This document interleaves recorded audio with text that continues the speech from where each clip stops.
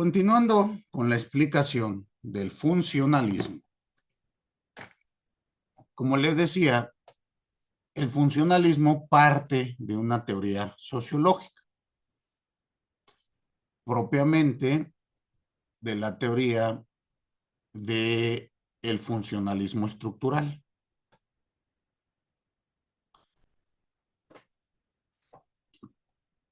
Esto es retomado otra vez por alemanes y sus representantes es Günther Jacobs y Klaus Roxin. Günther Jacobs nos da una idea de un funcionalismo. Jacobs es un funcionalismo extremo, ahora veremos por qué. Y Roxin, un funcionalismo moderado. Entonces vamos a analizar un poquito qué pasa con ellos. Primero, veamos con Roxin. Perdón, con Jacobs. Vamos a analizar primeramente a Jacobs, su concepción y sus elementos fundamentales para la teoría del delito. Jacobs va a establecer distintas cuestiones. Primeramente, retoma la idea de una sociedad, pero una sociedad desde el punto de vista sistémico. Y toma las ideas de Niklas Luhmann. La concepción de Luhmann respecto de la conformación de la sociedad como un sistema y cómo la base de la acción o la amalgama del sistema que lo hace funcionar. Bueno, Niklas Luhmann nos dice que la sociedad es un sistema autopoético, es decir, se genera a sí mismo y excluye los elementos que no le son funcionales. Está construido por estructuras y el elemento que da cohesión al sistema es la acción comunicativa. Bueno, la acción social y el acto de comunicación. Les decía que hay un libro que se llama El derecho de la sociedad de Niklas Luhmann. Este librito, si les llama la atención, les va a servir bastante para entender una visión, llamémosle, más reciente de la sociedad, así como los elementos de la estructura.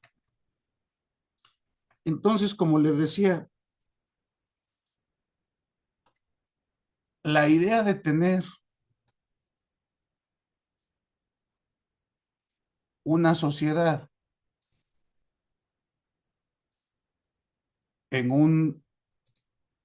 enarbolada en sistemas estructurados que nos permita entender la función del derecho,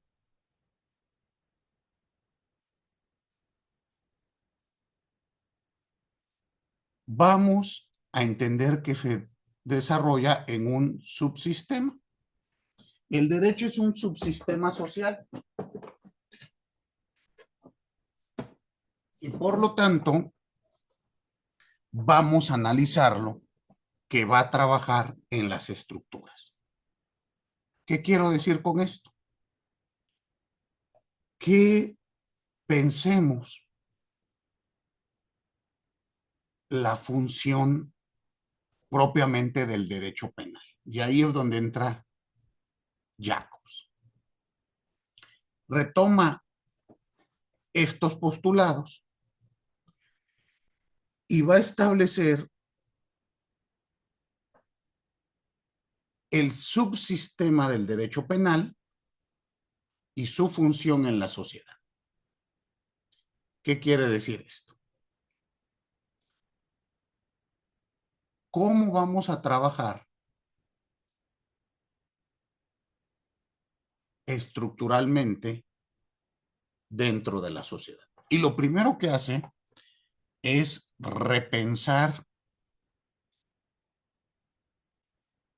el concepto de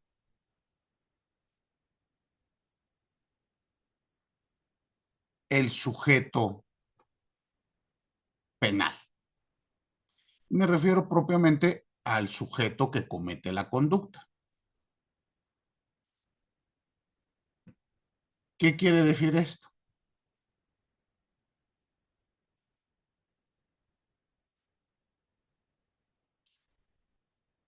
Piensen ustedes que en las anteriores formas de analizar el delito, pues siempre se juzgaba y se sancionaba a un ente biológico. ¿Están de acuerdo? Es decir, Adrián Polanco mató a María. María robó a Jimena. Pero para el resto, o conforme fue creciendo la sociedad, esto pues cambió. ¿Qué quiere decir?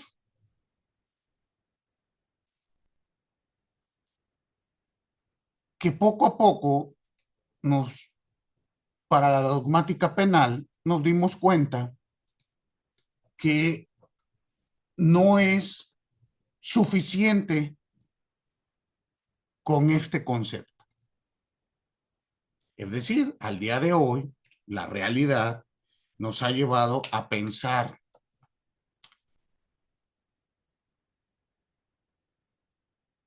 que ficciones o entes abstractos también pueden cometer ilícitos.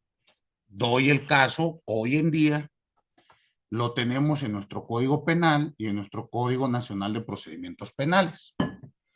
Tenemos la idea de que se puede cometer delitos o son sujetos de responsabilidad penal las personas morales, es decir, ficciones jurídicas. Y piénsenlo de este modo, son sujetos también de responsabilidad penal internacional los estados nacionales. Esto es una concepción, digámoslo, relativamente moderna, mediados del siglo pasado para acá, ¿concuerdan? Antes un ilícito lo cometía solamente un ente biológico, una persona humana.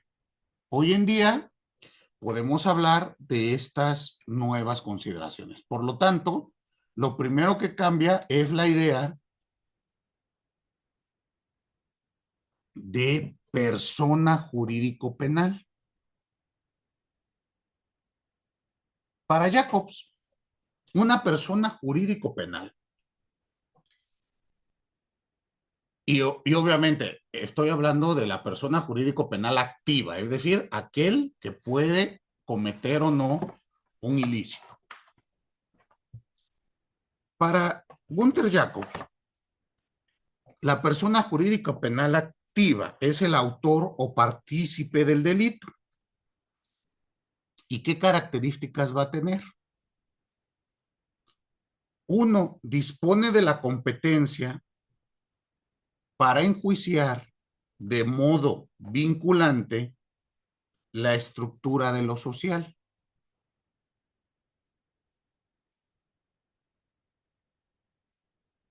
Precisamente esta estructura social será el derecho.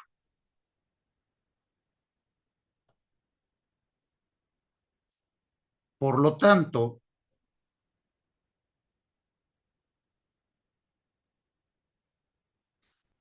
requiere la competencia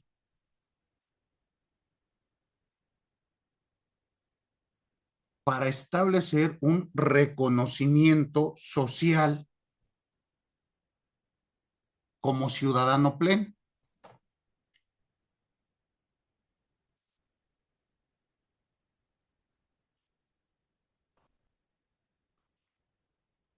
Y en virtud de esta competencia se le puede realizar juicios de reproche.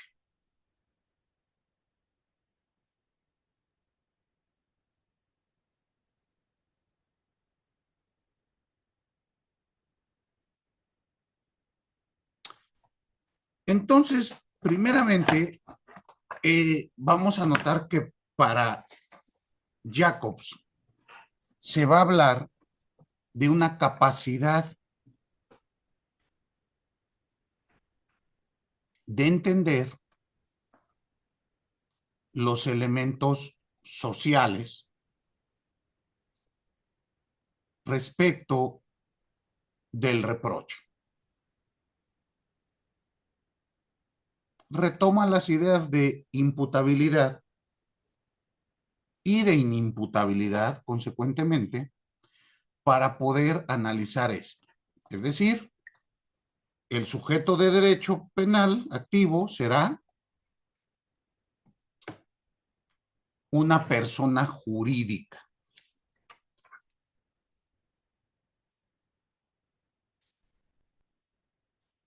Y aquí aparece parte de los elementos estructurales del funcionalismo. Piénsenlo así. La pena en el derecho penal va a ser entendida como un mal. Es decir, el autor del delito entiende o realiza con su acción una secuencia externa del hecho. Este hecho debe de estar previamente prohibido y tendrá como consecuencia un delito, una pena.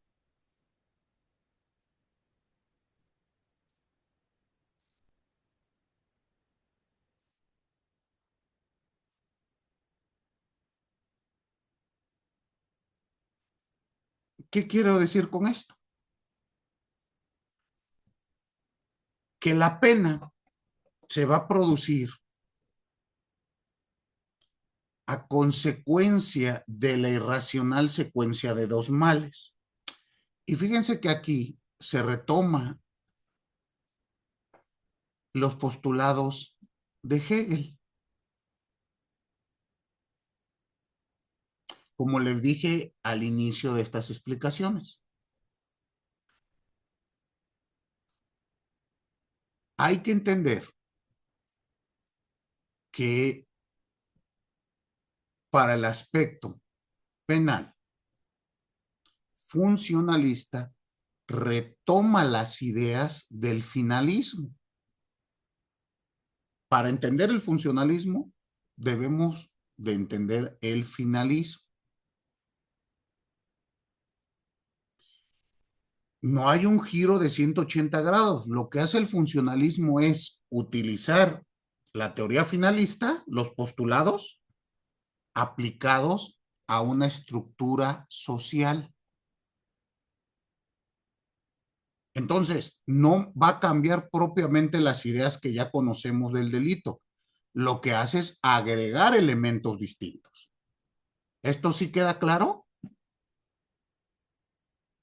Las ideas que ya conocemos, culpabilidad, dolo, acción, omisión, etcétera, no van a cambiar de sobremanera.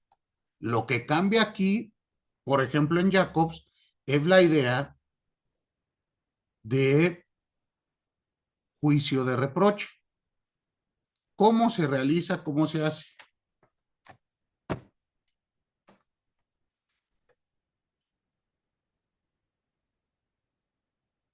Y entonces aparece esta idea en el postulado de Jacobs.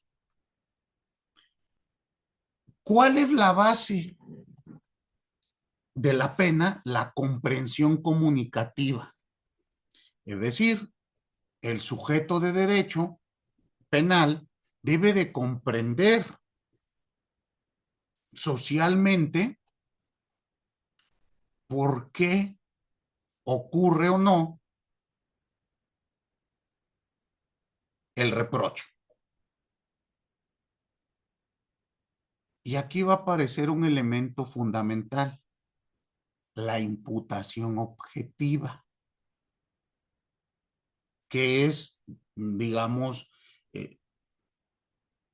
de las cuestiones que el funcionalismo aportan a la comprensión del derecho penal. Ahorita llegaremos a ello. Pero piénsenlo así.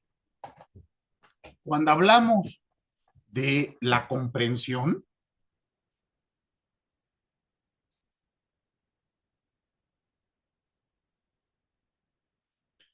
vamos a entenderla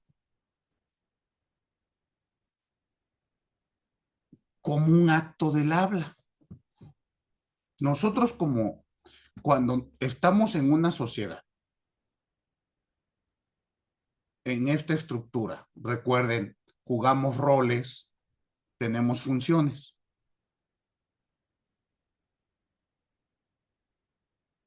Y por lo tanto, existen normas que no son otra cosa que actos del habla, actos de comunicación. ¿Concuerdan conmigo?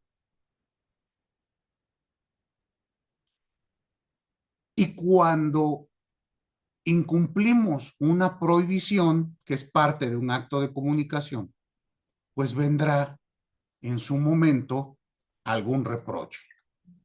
¿Están de acuerdo? Pensemos. Elisa, ayúdeme, por favor. ¿Usted en su trabajo tiene hora de llegada? Sí, ¿Me puede decir cuál es? a, a las 7 de la mañana. Ok, 7 de la mañana. ¿Y si llega después de las 7, qué pasa? Pues el viernes, que generalmente salgo a las 2, pues no podría ser a las 2, saldría hasta las 6. ¿Hay algún tipo de sanción? ¿Concuerda conmigo? Sí, Y esto va ocurriendo desde nuestros núcleos familiares. ¿Por qué? Porque como dijimos anteriormente, para estos,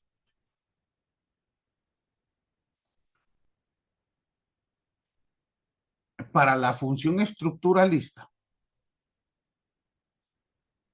se va a tener en cuenta que el mal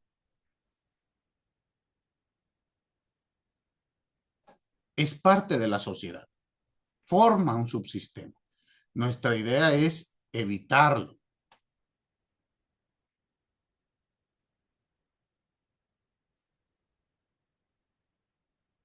Muy bien, pero si no lo hacemos, bueno, va a echar abajo nuestra estructura. ¿Por qué cree, siguiendo Elisa con el ejemplo, ayúdeme, por qué cree que habrá alguna sanción si usted no llega a la hora establecida?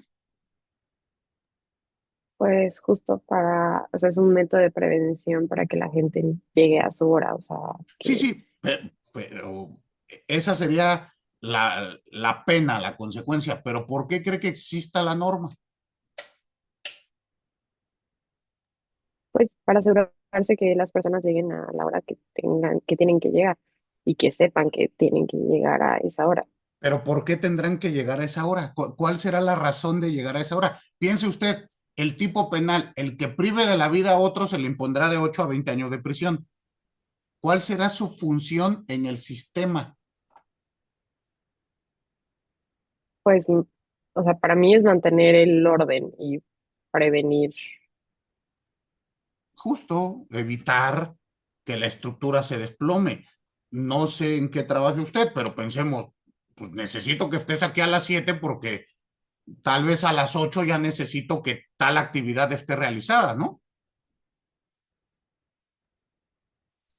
Sí, Tal vez, no sé, por ejemplo, en mi oficina, pues, a lo mejor No es necesario llegar a las 7 de la mañana. ¿Por qué? Pues porque mi actividad empieza a las 9, no sé. Habrá que analizarlo, ¿no?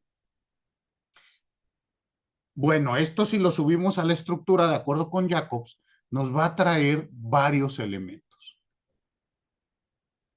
Primero que nada,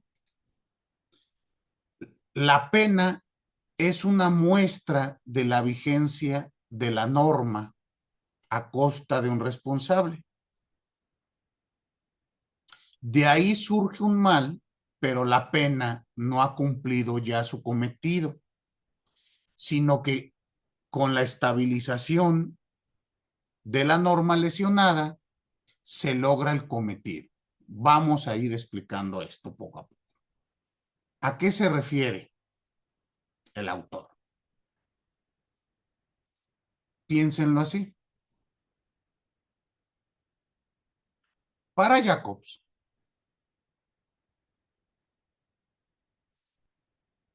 la norma tiene, la pena, mejor dicho, va a tener diversas finalidades.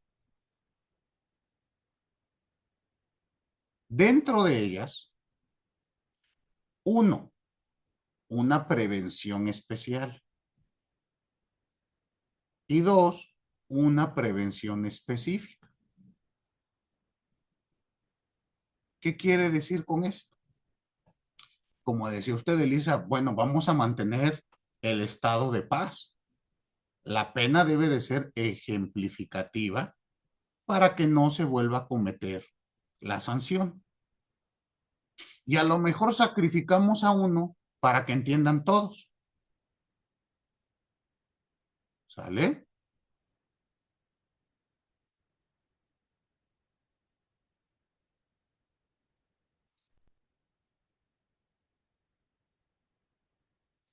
Y esto nos va a permitir entender qué pasa con el concepto de pena. El acto de comunicación que la pena supone no tiene un destinatario. Es decir, no está dirigido al sujeto que va a ser sancionado,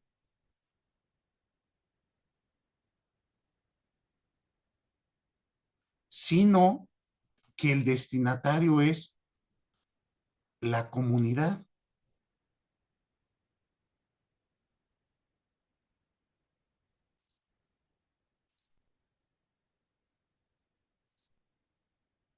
Muy bien.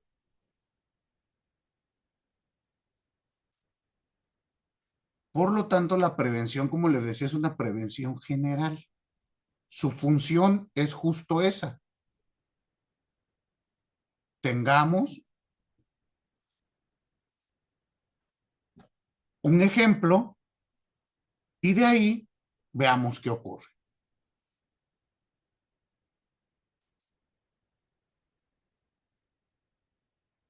¿Queda claro?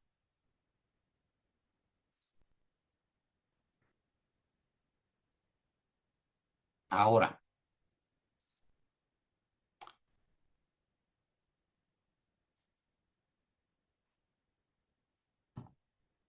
de aquí esta cuestión que les decía, la idea de dos males hegeliana. Un primer mal es el delito y otro mal es la pena. La sociedad pues, no quiere castigar o sancionar a un miembro. Pero estos dos males, el segundo de ellos, su función es estabilizar la norma lesionada y como consecuencia de ello, estabilizar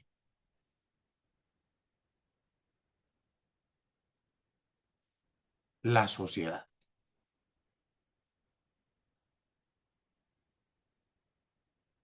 ¿Queda claro?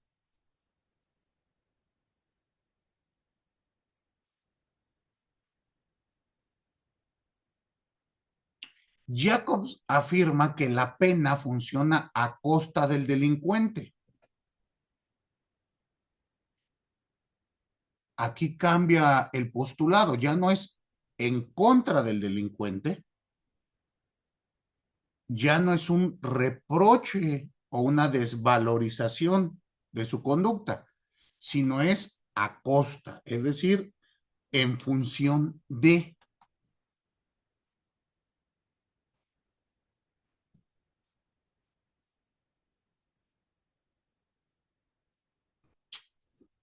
Por lo tanto, la pena se mueve entonces en un plano simbólico o comunicativo,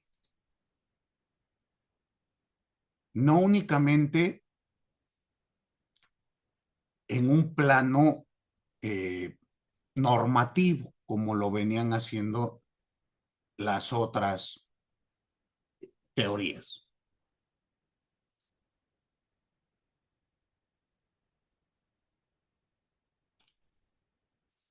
Y aquí, insisto, se va cambiando el aspecto. Es decir, para Jacobs, el delito es la comunicación defectuosa, la defraudación de expectativas, propiamente la expectativa de no lesionar bienes. Y por lo tanto, esta comunicación defectuosa que realiza el agente lesiona la vigencia de la norma. Es decir, bienes jurídicos en sí mismo, la lesión de un deber. Y la pena lo que pretende es mantener las expectativas de la vigencia normativa. Por lo tanto, la imposición de la norma tiene la función de estabilizar lo que se ha roto en virtud de este acto comunicativo. Pensémoslo así, todos y todas tenemos la expectativa de comportarnos de cierto modo. ¿Estamos? Ejemplo, yo tengo la expectativa de que si tengo mi celular en la calle, no me lo van a arrebatar. ¿Están de acuerdo? Normativamente se van a establecer estas expectativas. Y la defraudación de la misma tiene como consecuencia esta circunstancia. La pena regresa a la estabilidad tanto normativa como social. ¿Por qué? Porque vivimos en una estructura normativa. Les pregunto, Carlos, ayúdame tantito. ¿Concibe usted algún aspecto de su vida que no esté regulado por el derecho?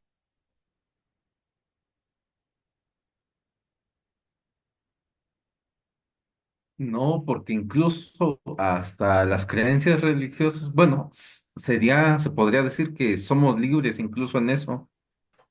Mm, En el Estado no, no mexicano. encuentro. En el Ajá, Estado mexicano, tal vez en otro no, ¿verdad? podría ser. Pero aquí somos libres en ese aspecto. Tenemos un artículo que establece tal cosa, pero recuerde que la constitución anterior sí decía, somos una república con religión católica. O sea, ¿cuál es la expectativa normativa? Y si nos damos cuenta, pues estoy de acuerdo con usted, Carlos. Creo que pues tendríamos que hacer un ejercicio de reflexión severa para encontrar un aspecto de nuestra vida que no esté normado, ¿no? Desde que nazco, Es muy complicado. Ajá. desde que nacemos, ¿verdad? Es más, después de muertos, con nuestra Aún, sucesión. sí, incluso si teníamos alguna sociedad, aún así continúa. Exacto, entonces, ¿qué nos marca esto? Insisto, esta obra que les platicaba de Niklas Luhmann, el derecho de la sociedad justo se refiere a ello. Se refiere a que estamos en una estructura y por lo tanto hay una expectativa normativa. Esta expectativa normativa es de carácter funcional.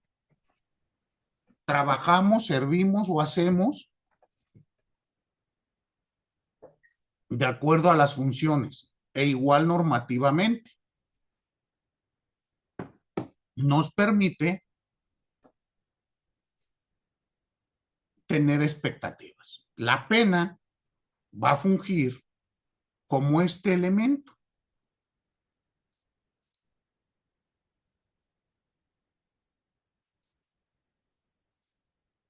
Y por lo tanto, Jacob nos señala, la pena confirma la identidad social. ¿Qué quiere decir con esto? No es tanto un medio para mantener una identidad social, sino que constituye el mantenimiento de la misma. Por lo tanto, al derecho penal le correspondería la función de velar por la parte más esencial y básica de las normas, me refiero a las normas penales, y solventar la subsistencia de la estructura de la base social. Es decir, estructuralmente para Jacobs, una sociedad funciona con su cimiento en el proceso penal. No en el proceso penal, perdón, en la norma penal. Funcionamos y trabajamos y realizamos nuestras acciones porque sabemos que hay una norma penal que nos puede sancionar. Y retoma aquí un postulado de la Ilustración, propiamente, bueno, poquito antes de la Ilustración, el Leviatán de Thomas Hobbes. La cohesión social, ¿cuál es? El miedo que tenemos a la sanción. ¿Están de acuerdo? Cuando no le tenemos miedo a la sanción, no le tenemos miedo al Estado, pues surgen distintas conductas sociales, a veces indeseables, a veces deseables. Bueno, con base en esta estructura, Jacobs nos va a decir varias cosas. Surgen dos ideas. Ya analizamos cómo funciona el aspecto social. Ya analizamos la estructura. Ya vimos la idea de persona para Jacobs. ¿Ok? Insisto, el funcionalismo va a retomar la idea del finalismo, únicamente la está acoplando a la estructura social. ¿Estamos? ¿Por qué? Porque el finalismo analizaba el derecho penal como una cuestión aislada. Los funcionalistas nos dicen, bueno, yo no puedo analizar la conducta ilícita y al sujeto ilícito, bueno, perdón, al sujeto que comete ese ilícito de una manera aislada. Lo tengo que analizar dentro de una estructura social. ¿Qué pasa con ellos? En las ideas funcionalistas vamos a tener, bueno, propiamente en Jacobs, la idea de la imputación objetiva y el derecho penal del enemigo. Digamos que a Jacobs por eso se le considera un funcionalismo extremo, porque establece esta idea del derecho penal del enemigo. vamos a ver en qué consiste. Para después hablar de la imputación objetiva, y les quiero enseñar algunos ejemplos de cómo poco a poco nuestro código va retomando estas ideas, ¿no? Pero ayúdenme tantito, antes de explicar estos dos aspectos, ayúdenme con lo siguiente. Judith, ¿me puede ayudar tantito? Claro, dígame, maestro. Mire, piense usted este tipo penal. ¿Sale? Es un tipo penal vigente.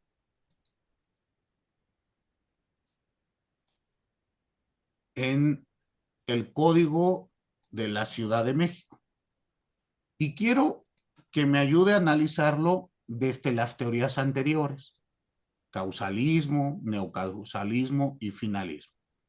Todos y todas ayúdenme con la actividad. Estamos, para eso sirve esta materia. Vamos a analizar los diversos tipos penales desde las distintas posturas. Y este es un tipo penal de reciente creación. Déjenme ver si tengo aquí la reforma.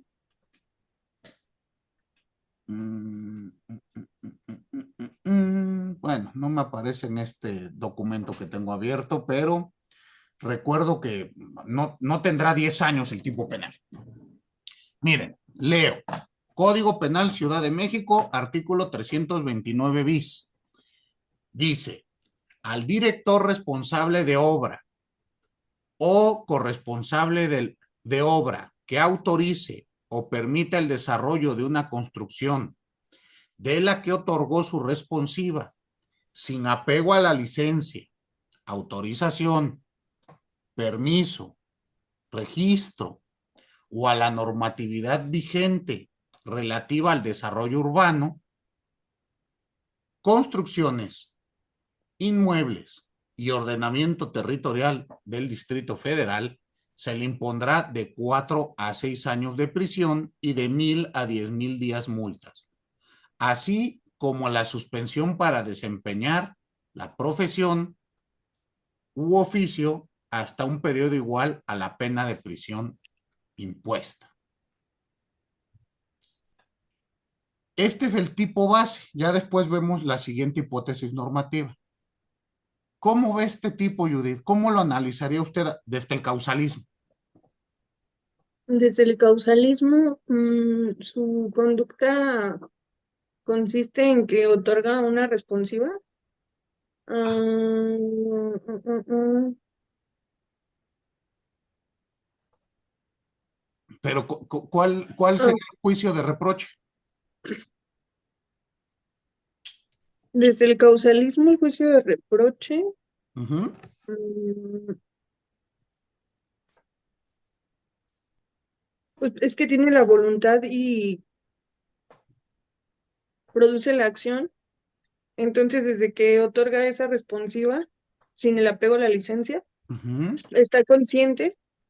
Y bueno, en el causalismo no analizaría conductas objetivas, solamente iría por el hecho. Bueno, produce el hecho, entonces solamente se va por esa conducta. Pero ¿cuál es el bien jurídico puesto en peligro aquí? O bueno, Mm, afectado. pues es que estoy leyendo también el tipo. Ujú, sí, sí, entiendo. Insisto, es de reciente creación, ¿eh? Apego a la licencia. Ana, ¿no teníamos el retorno para la siguiente? Sí, para salir a, bueno, Dice que al lado de la plaza, por favor. Pero allá por la Espérenme, gasolina más o espérenme que menos. Beatriz está dando Sí, por la indicaciones izquierda. dónde se quiere bajar. ¿Te vas a brincar de aquel lado? Sí, por favor. Dejen que se estacione porque no le vayamos a interrumpir el viaje. A ver. Ya, creo que ya. A ver. Dígame, Judith. pues, es que, bueno, aquí el bien jurídico dice que sin registro de la normativa vigente el desarrollo urbano. Pero ¿cuál será el bien jurídico? ¿Qué estamos protegiendo? Es lo que veo, nada más dice por qué, conforme a qué no se está autorizando, pero no lo encuentro el territorio para el Distrito Federal. No veo no, el bien jurídico. Pues bueno, entonces del causalismo no vemos un resultado. ¿Cuál será el resultado formal o material? Bueno, para el causalismo tendrá que haber resultado material, ¿verdad? Material. En el caso concreto es expedir la licencia, será el resultado, Sí. ¿no? Pero ¿cuál será el bien jurídico? Todavía no lo encontramos. Y analicemos la fracción de abajo. Bueno, perdón, el párrafo de abajo. La misma sanción se impondrá, y aquí viene otro tipo penal, al propietario del inmueble donde se desarrolla la construcción, a su representante legal o al constructor que teniendo conocimiento, es decir, que se otorgó una autorización sin la licencia, permita la edificación sin tener la licencia, autorización, permiso, registro con la normativa vigente de desarrollo urbano, construcciones, inmuebles, ordenamiento territorial del Distrito Federal, con relación a la altura, al número de niveles, al área libre permitida, siempre que no lo denuncie a la autoridad. ¿Cómo ven este tipo? ¿Me ayudas, Alan? ¿Cómo ves este tipo? Analízalo desde el finalismo.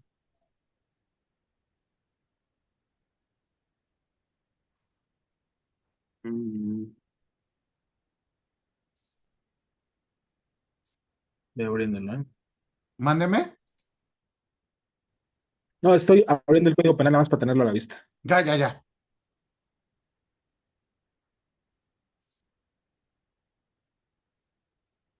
A ver, vamos a ver cuál es la finalidad. Bueno, la finalidad del tipo penal es, pues, justamente que el propietario permita el desarrollo igual, ¿no?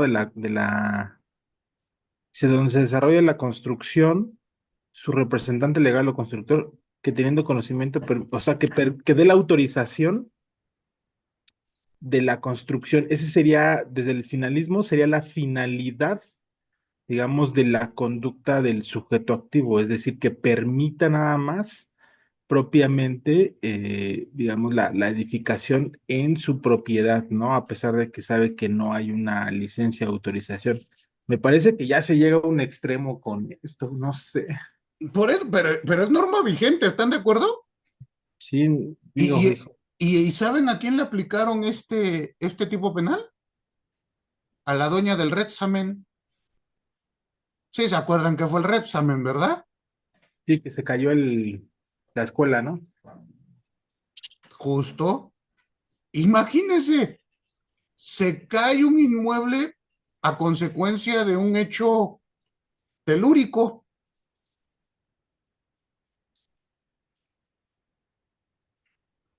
Y pregunto, ¿cuál fue la conducta u omisión que realizó? Me lo acabas de decir, Alan. ¿Permitió la Pues construcción? es correcto, permite la construcción. Y pregunto, ¿su finalidad era que al construir ese inmueble se cayera y perdieran la vida lamentablemente menores de edad? No, no, por supuesto que Entonces, no. ¿no nos sirve tampoco el finalismo aquí, o sí?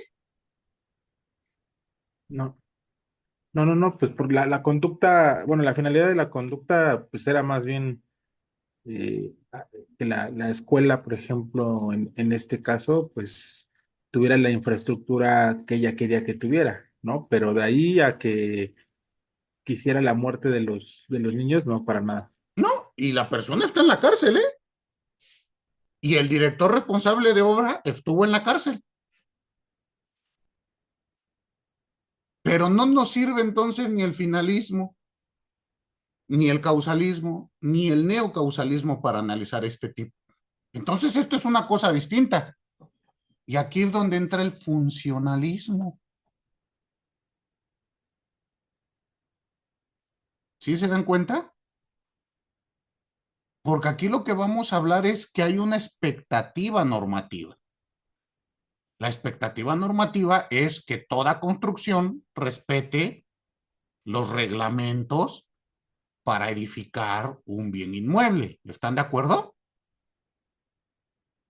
¿Por qué? Porque si yo, olvidémonos cualquier hipótesis, algo tan terrible como esto que acabo de señalar. Piensen ustedes las personas del multifamiliar de Tlalpan. ¿Recuerdan este caso igual? Con el movimiento telúrico, que compraron unos inmuebles de reciente edificación. No recuerdo ahora bien, tenían un año y medio que les habían entregado la obra recién construida y con el movimiento telúrico quedó inservible. Y también se inició procedimiento penal contra la constructora.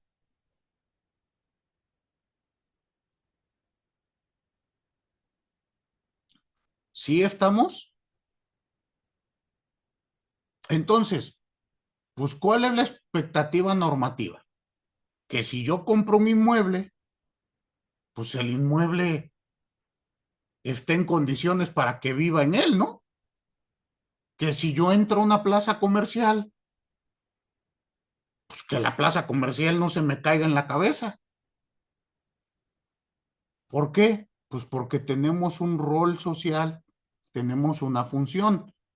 Usted como director responsable de obra no puede autorizar una obra que incumpla la normatividad. Pero ¿se dan cuenta entonces cómo esto cambia? Y entonces aquí viene la imputación objetiva.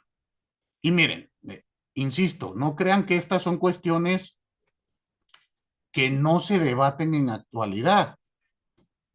Son cuestiones que tenemos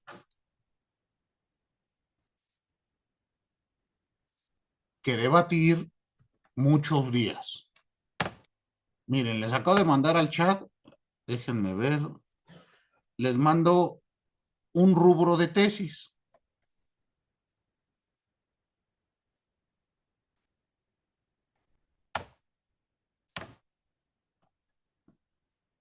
Este rubro de tesis es imputación objetiva. Caso en el que se atribuyen lesiones ocasionadas a una persona por la caída de un anuncio espectacular que pusieron en peligro su vida, entre paréntesis, delito de comisión por omisión, al apoderado legal de la persona moral que firmó el contrato de arrendamiento correspondiente en virtud del riesgo creado bajo su posición de garante. Esto de conformidad con nuestra legislación de la Ciudad de México. Resumo, ya les mandé para que ustedes saquen la tesis y si me hacen favor de mandarla a nuestro chat de WhatsApp, se los voy a agradecer. En esencia, ¿qué pasa? Ponen uno de estos espectaculares en una azotea de un edificio de manera irregular. Ya ven que en México casi no ocurre eso. Una o dos veces ha pasado. Y ven que, por ejemplo, la semana pasada tuvimos corrientes de viento muy fuerte que tiraron árboles, tiraron ramas y demás. Pues en este caso en particular, por ahí del año 2014, 2000 y tantos, una ráfaga de viento tira uno de estos espectaculares y cae sobre una persona. Imagínense no sé cuánto ha de pesar un espectacular, pero pues algunas toneladas o algunos cientos de kilos, ¿no? Y las lesiones ponen en riesgo su vida. Aquí se inició procedimiento contra la empresa, el representante legal de la empresa que permitió la instalación de este espectacular. Insisto, desde el finalismo y el causalismo no habría reproche, no habría imputación. ¿Están de acuerdo? Porque yo no realicé ninguna conducta. pero aquí opera la imputación objetiva. Y como hay varios casos, que ya los tribunales se han ido decantando hacia este lado. Otro ejemplo, la comisión por omisión del incumplimiento de obligación alimentaria. Lesiones culposas por tránsito de vehículo. Se está desarrollando tesis y criterios respecto o utilizando la imputación objetiva. Entonces veamos un poquito qué es esto de la imputación objetiva. Estamos viendo en Jacobs, porque después vamos a ver cómo se gradúa en Hobbes, perdónenme, en Roxin. Para Jacobs, la imputación objetiva cumple otra vez un papel, una función en el sistema penal. ¿Cuál es? Permite determinar los ámbitos de responsabilidad dentro de la teoría del delito. Y por lo tanto, constatar si una conducta tiene el carácter objetivamente delictivo.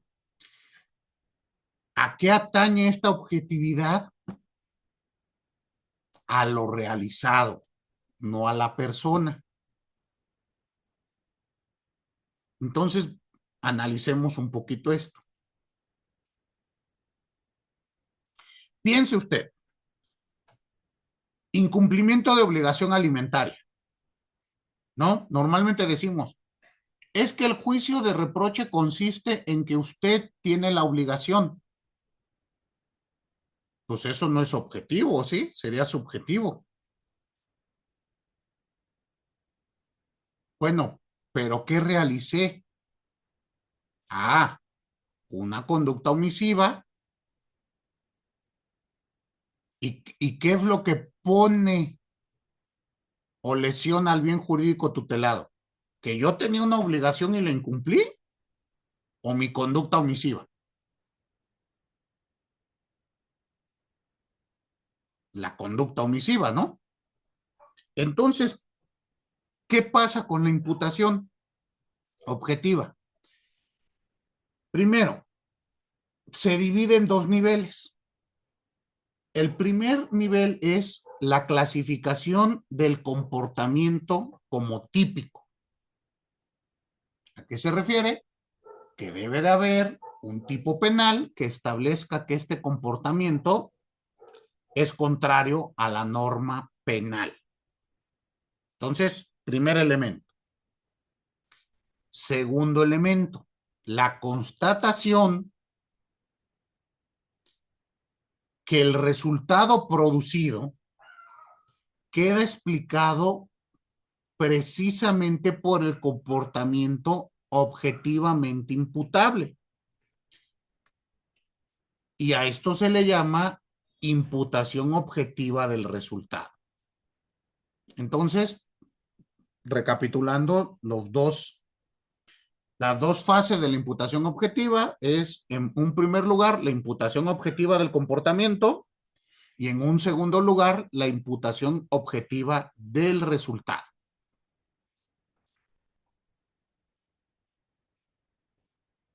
Esto nos lleva a analizar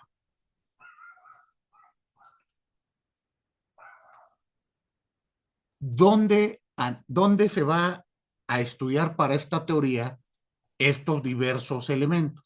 El primer nivel, la imputación objetiva del comportamiento, vamos a estudiar 4 elementos para poderlo clasificar. Y piénsenlo así, la próxima audiencia que tengan por un delito de lesiones por tránsito de vehículos, traten de atacar la imputación realizada por el Ministerio Público desde esta teoría. A ver qué pasa. De todos modos, ustedes saben que en tránsito de vehículos prácticamente están condenados, ¿no? Desde que llegan. El juez agarra y dice, ¿iba usted manejando? Sí. ¿Hay un lesionado? Sí. Entonces, causalismo puro, ¿eh? Oiga, sí venía manejando, pero el señor se atravesó la autopista México-Pachuca. ¿De qué manera hay una imputación objetiva en mi comportamiento? Ah, porque usted tenía, y esto lo aplican mucho, ¿eh? Usted tenía la obligación de prever y no tuvo el debido cuidado.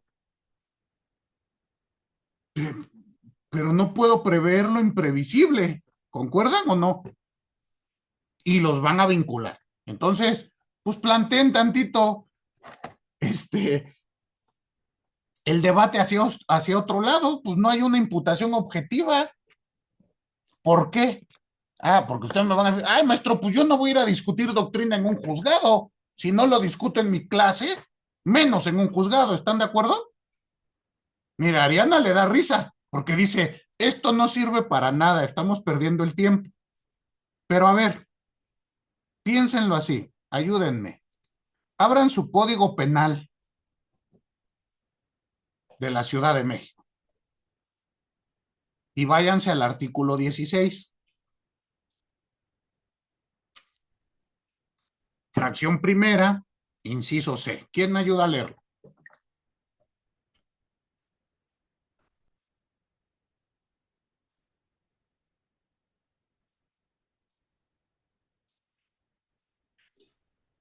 ¿Todo el artículo o solamente las secciones que dijo?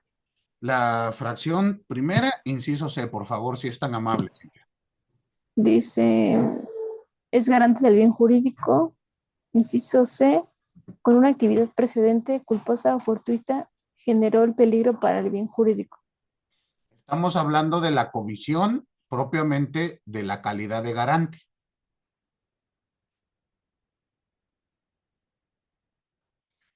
Y para analizar la calidad de garante, vamos a necesitar imputaciones objetivas, no subjetivas. Piensa en un caso infame en un país bananero parecido a Dinamarca. ¿Sale? Piensen que el fiscal general de una nación pequeñita, chiquita, insignificante, decide acusar a su cuñada de que mató a su hermano. ¿Ubican ustedes un caso así? Sí, claro. Ficticio, ¿no, Alan? Ficticio. Y que metan a la cárcel a la señora, ¿qué te gusta? ¿2 años? Y se inventen una calidad de garante que no existe, violentando este artículo. Entonces el debate de estas cuestiones en los juzgados está presente todos los días. ¿Concuerdan? Insisto, son casos ficticios, no pasan, pero no vaya a ser que algún día les toque a ustedes resentir el amor del Estado y les apliquen una calidad de garante cuando no la tienen. ¿Están de acuerdo? Por lo tanto, ¿cuáles son los elementos? De acuerdo con Jacobs, para la imputación objetiva del comportamiento. Primero, el análisis del riesgo permitido. ¿En qué consiste?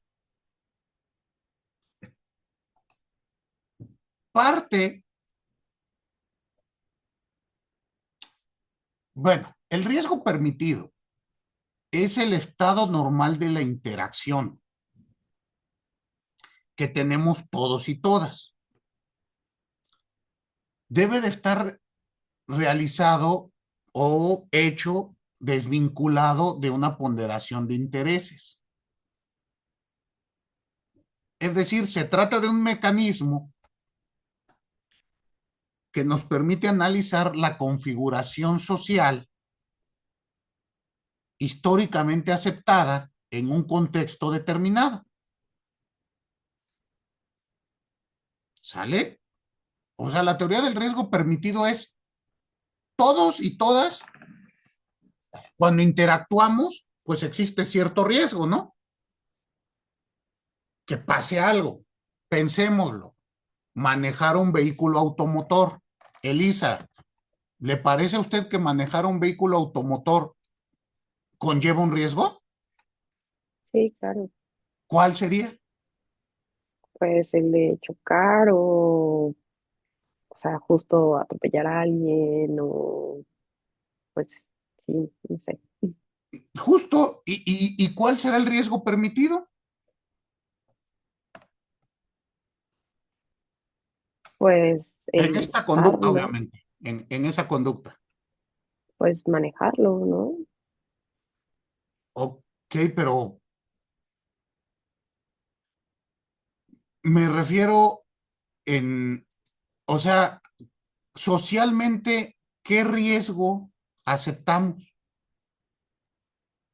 Ah, o sea, pues justo eso, o sea, que puedas atropellar a alguien o puedas ser atropellado o que haya un accidente, que haya un choque. O Ujú. sea, al estar en la calle, tú aceptas que puedes tener un accidente, que aunque tú no estés manejando, y si estás manejando, pues aceptas que puedes causar un accidente. Exacto, entonces esto nos va a llevar a analizar esta distinta, bueno, toda actividad nos lleva a entender que conlleva algún riesgo, ¿no? ¿Cuál será? Depende de la actividad. Cuando yo manejo, pues existe un riesgo, pero hay hasta un riesgo permitido. En el momento que excedo el riesgo permitido, pensémoslo así, manejar es una actividad en sí riesgosa. Estoy moviendo un aparato de más de 1 tonelada de peso a velocidades que pueden ser, pues, dependiendo la hora del día, el área y demás, pero ¿qué? Ciudad de México, ¿qué les gusta? ¿30, 60 kilómetros por hora? ¿No? Hay zonas que luego no avanzan ni a 10 kilómetros por hora en 20 minutos.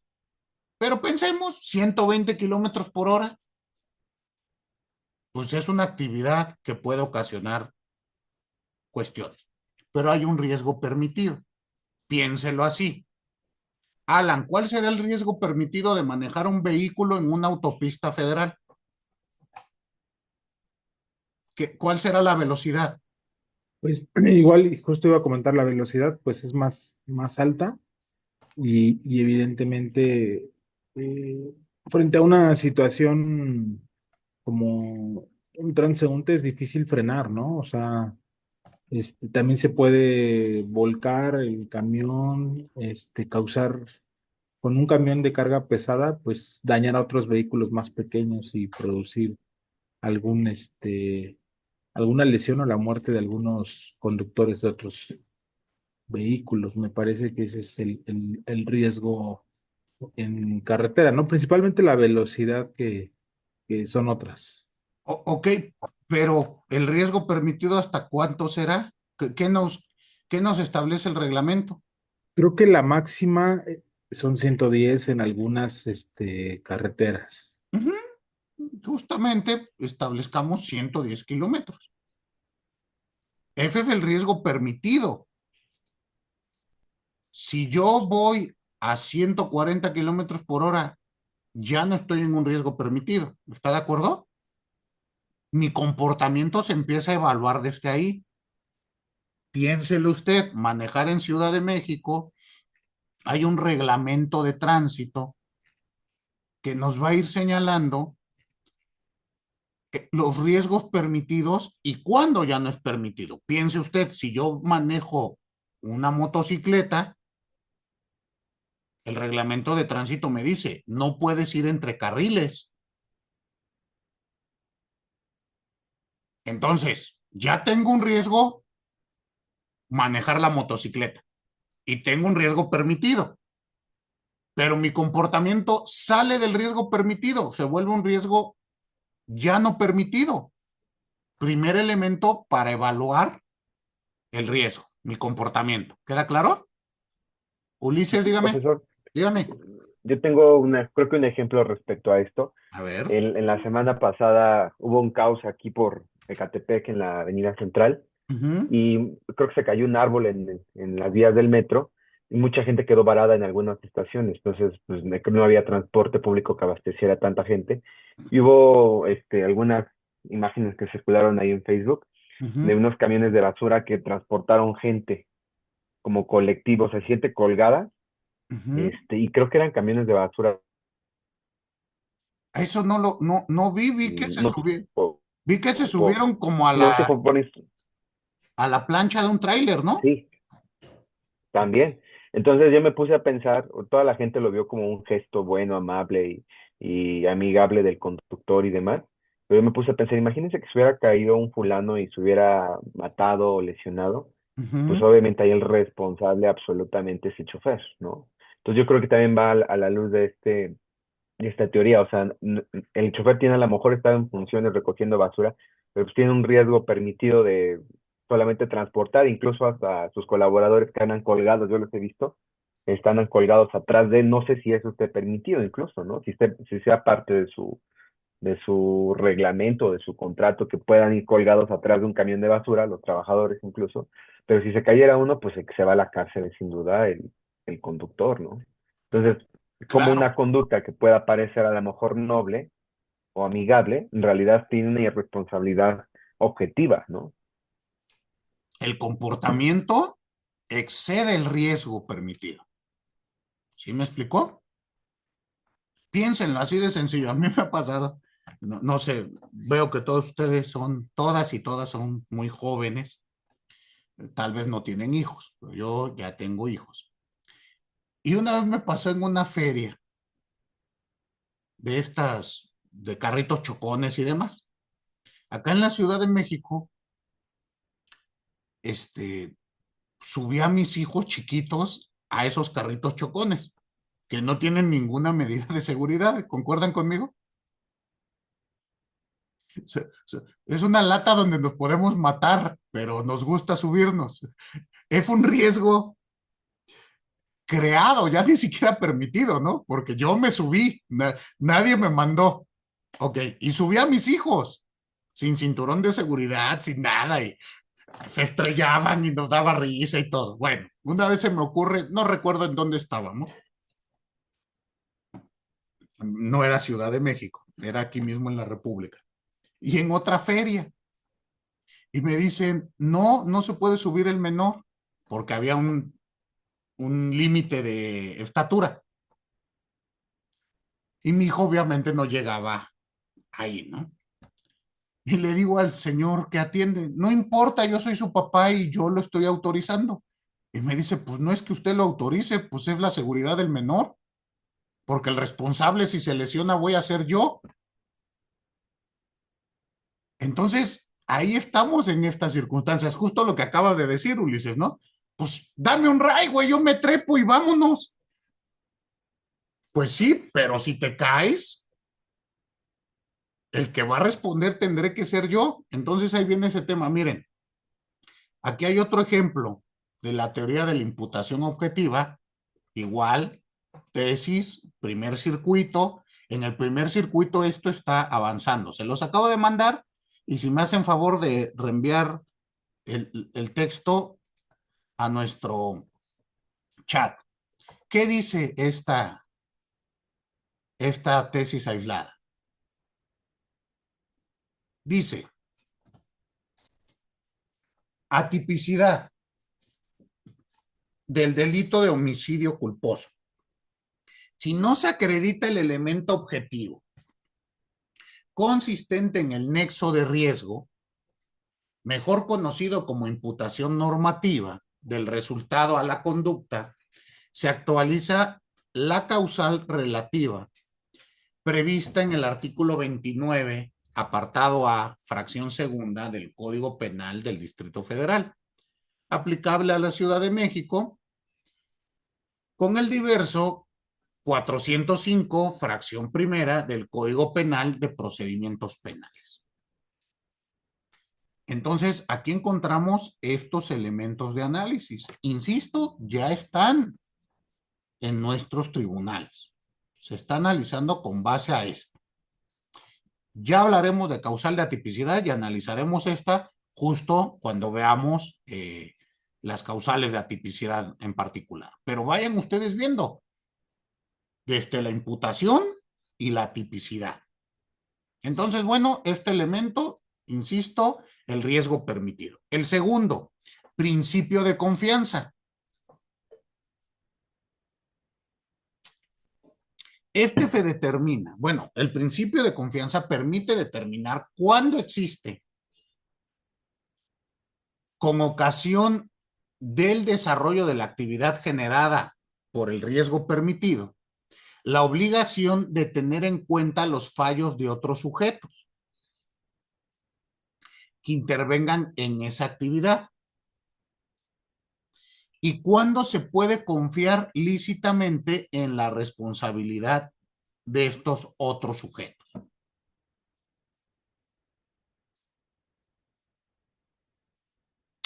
Asimismo, Ulises, ayúdenme usted. Cuando voy manejando y veo que el semáforo se pone en verde, ¿qué confianza tengo si usted está al otro extremo del semáforo? ¿Usted qué tendrá que hacer si su semáforo está en rojo?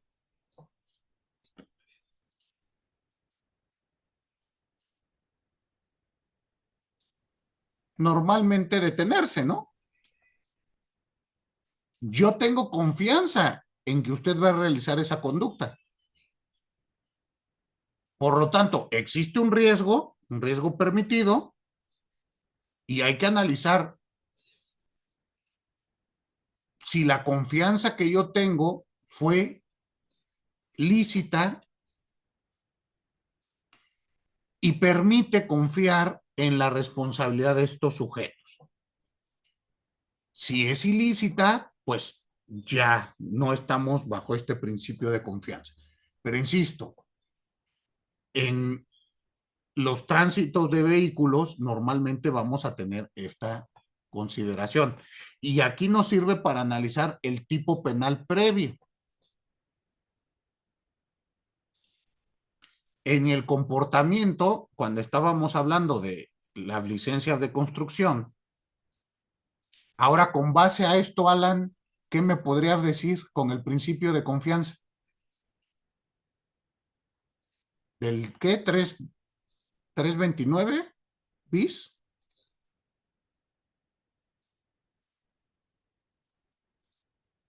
Pues, híjole, está complicado, pero siento que sería, pues no sé, por ejemplo, en el caso de la escuela de Repsamen, pues la confianza del niño o la mamá de que van a construir con permisos la escuela, eso pienso que sería. Ok, entonces fíjese aquí cómo se va analizando. Lo empezamos a analizar distinto, ¿no? Primero, hay un riesgo permitido. Pues construir un inmueble de toneladas de peso conlleva un riesgo, se puede caer. ¿Estamos de acuerdo, sí o no? Ok, pero hay un riesgo permitido. Para que no se caiga, tienes que cumplir con todo esto. A, B, C, D, licencias, materiales, calidad de los materiales, planos, ta. Primero, parece ser que ahí se incumplió el riesgo permitido, ¿no? Porque construyó un nivel más del que está autorizado. Parece ser porque no conocemos el caso exactamente. Después, hay una violación al principio de confianza. Pues piense usted, yo soy dueño y usted viene y construye, me dice, yo lo contrato para que construya, yo confío que usted va a hacer bien su trabajo, ¿no? Pero fíjate dónde viene la imputación objetiva, Alan. En la última parte de ese párrafo, ¿la puedes leer? No es tanto que hayan construido. Está apagado tu micrófono. Es el artículo 329, ¿no? 329 bis, último párrafo. Okay, Infine. Dice, la misma sanción se impondrá al propietario del inmueble donde se desarrolla la construcción, su representante legal o el constructor que teniendo conocimiento permite la edificación sin apego a la licencia, autorización, permiso, registro o a la normativa vigente relativa al desarrollo urbano, construcciones, inmuebles y ordenamiento territorial para el Distrito Federal con relación a la altura, número de niveles y área libre permitida siempre que no lo denuncie la autoridad. No lo denuncie a la autoridad. A la autoridad, perdón. Sí. Entonces, aquí el principio de confianza que se está violentando, ¿cuál es?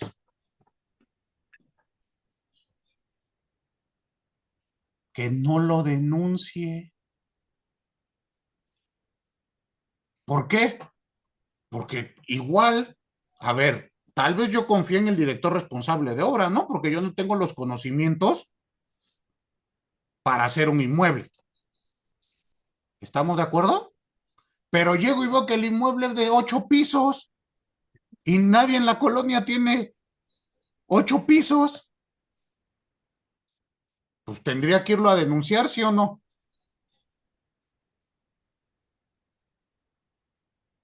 Y entonces Claro. la imputación viene ante esta conducta omisiva. Ya ves que en un inicio yo le dije a usted, pero obvio que cuando construyó no quería matar niños. ¿Cuál es la imputación? Esta. ¿Se dan cuenta? Estás excediendo el riesgo creado y violentaste el principio de confianza. Siguiente elemento, ya va a terminar la clase, termino rápido. Prohibición de regreso. ¿En qué consiste la prohibición de regreso? Limita el ámbito de la participación punible. Por lo tanto, el comportamiento imprudente como el comportamiento doloso deben de estar basados en criterios objetivo-normativo. Por lo tanto, esta prohibición de regreso se presenta como el reverso de la participación punible. ¿Qué quiere decir? Básicamente nadie puede beneficiarse de su propio dolo. Otra vez, tú construiste sin licencia. ¿Están de acuerdo? ¿Y te quieres beneficiar de ello? Ahora que ocurrió una desgracia, pues va a haber una imputación objetiva en contra de usted. ¿Sale? No puede regresarle a la sociedad una afectación por la conducta que usted mismo realizó. Esa es la prohibición de regreso. Y el último elemento es la actuación a riesgo propio de la víctima.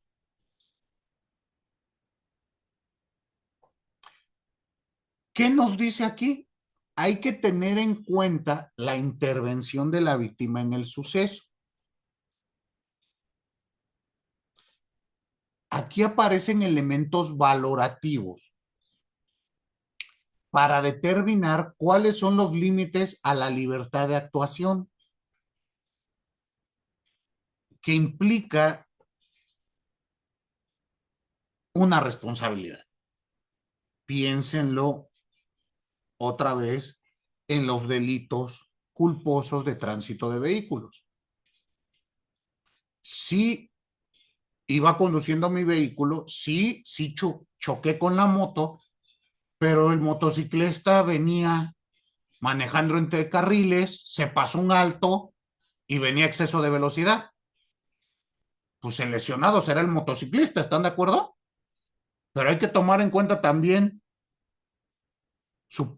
qué realizó la víctima o no. Parece ser que sí. En la práctica no ocurre. En la práctica, insisto, el juez dice, ¿hay lesiones? Sí. Punto. Dime, Alan. Sí, justo comentábamos en otra clase algunos ejemplos de homicidio culposo y yo igual pues, pues digamos en los años que he practicado el litigio me ha tocado estar como defensa en varios asuntos de homicidios culposos. Unos muy interesantes porque justamente hay veces en las que el Ministerio Público decide atribuir omisiones impropias, entonces se vuelven, como bien lo dice usted, bastante dogmáticos los asuntos. Y a mí lo que me ha ayudado mucho pues es ponerme a estudiar bastante el tema de la dogmática en este tipo de delitos, porque pues el Ministerio Público, la verdad, no es que sea una constante, pero pareciera que sí, pues desconoce el contenido, digamos, teórico, dogmático de este tipo de delitos. Y lo cierto es que el Ministerio Público y el juez de control, la verdad es que no le importa absolutamente nada más que, como dice usted, ¿iba manejando? Sí, entonces, pues bueno, es homicidio culposo y tan tan. Sí. A pesar de que uno argumente con mil cosas, la verdad es que pues a lo mejor es la falta de formación, pero ya es algo recurrente. O sea, la verdad no hay forma de defender. Yo decía, la verdad es que pues hay que analizar a veces ya como defensa rápido un acuerdo reparatorio, porque la verdad, si llegamos a enjuiciamiento con un asunto de esos, considerando los criterios de los jueces, pues lo veo complicado. Era eso, gracias. Sí, sí, bueno, a mí me ha pasado mucho eso en vinculación. En enjuiciamiento, como bien dices tú, pues no me ha llegado ningún caso porque normalmente utilizamos salida alterna. Pero estos ejemplos que mando, pues nos dicen que sí han llegado casos a enjuiciamiento y por lo menos los tribunales federales sí le entran al estudio. O entraban, quién sabe en un futuro qué va a pasar. Pero bueno, espero que en un futuro no digamos lo mismo de tribunales federales, Alan. Pero bueno, la siguiente clase vemos Derecho Penal del Enemigo en Jacobs, por favor. ¿Sale? Pasen excelente resto de jornada. Nos vemos por acá el jueves. Hasta luego. Hasta luego. Hasta luego.